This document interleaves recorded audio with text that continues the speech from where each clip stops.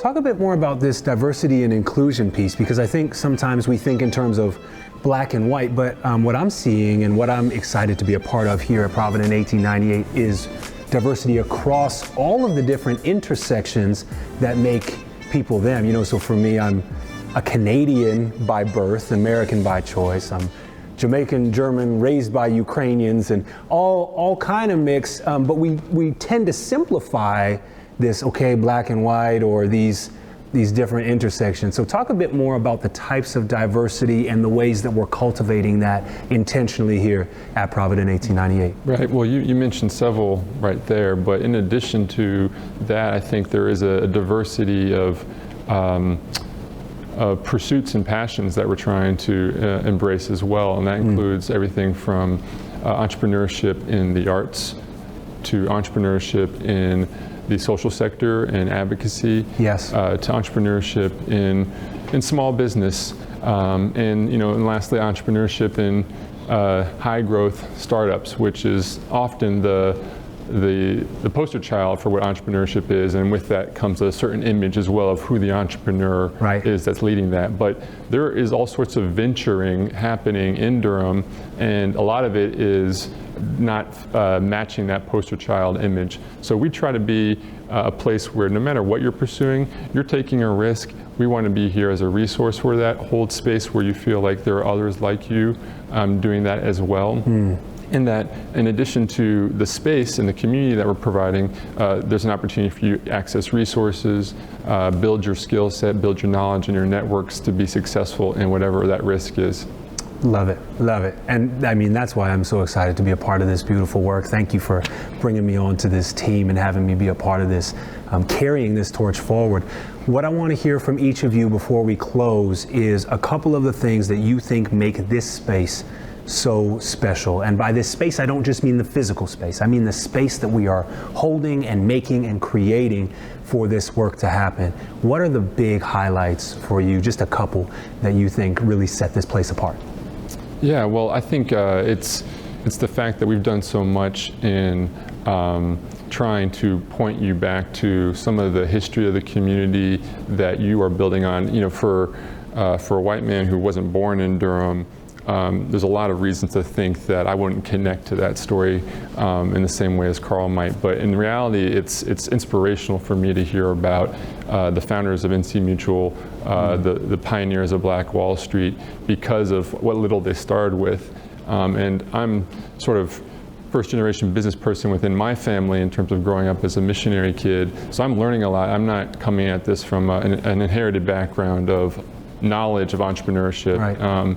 So for me, there's a lot of resonance in that, and I hope that is true for others as well. And so I really take pride in sharing that story and in seeing how our community has grown on that as well, in all the diversity that we've talked about. Sure. Well, and I think one of the things that makes this place so special to me is that it's built on that legacy. There's that strong history, but it's also being co-created with the members and the entrepreneurs who are involved here. It's not this static thing. It's really a canvas that we're painting together, and I think that makes it special. How about for you, Carl? And I think that's really important, the co-creation component of this. Yes. One of the things that Peter emphasized early on is that, you know, let's try to be strategic about all of the branding of Provident and putting our stamp on everything, because we really wanted to build a place where the entrepreneur felt like that was their business, that was their building.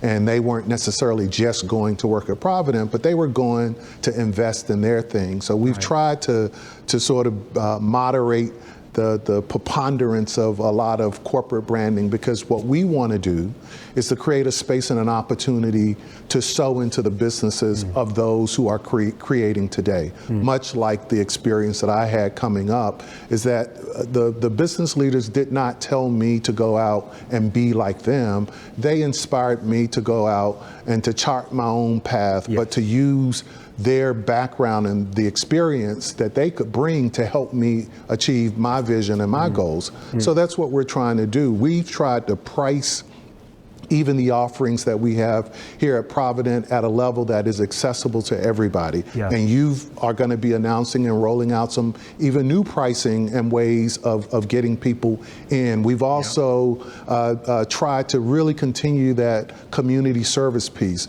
We've had, all types of groups and organizations that have had large events here, from the Thurgood Marshall Fund that had over 100 students here. Pre-COVID, obviously. Pre-COVID, yeah. But I mean, our space, we're one of the largest spaces, co-working spaces in the community. So we have ample space that allows to socially distance, and we've been instituting all of the safety protocols necessary to make sure that that happens. Yes. So, the other thing that we're trying to do is to now speak to how are we going to close the gap from all of the businesses that we've lost through the pandemic, especially Black-led businesses.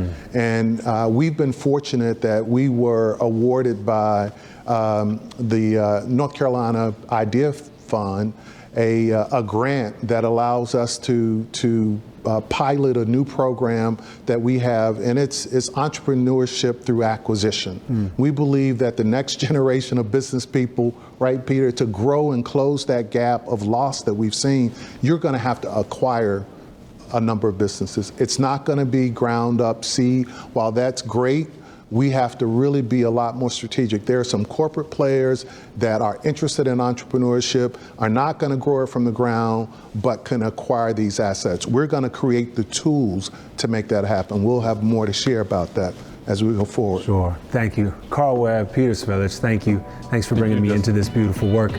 And for everybody who is interested in learning more, go to Provident1898.com. That's Provident1898, the numbers.com. And we look forward to having you as a part of our community.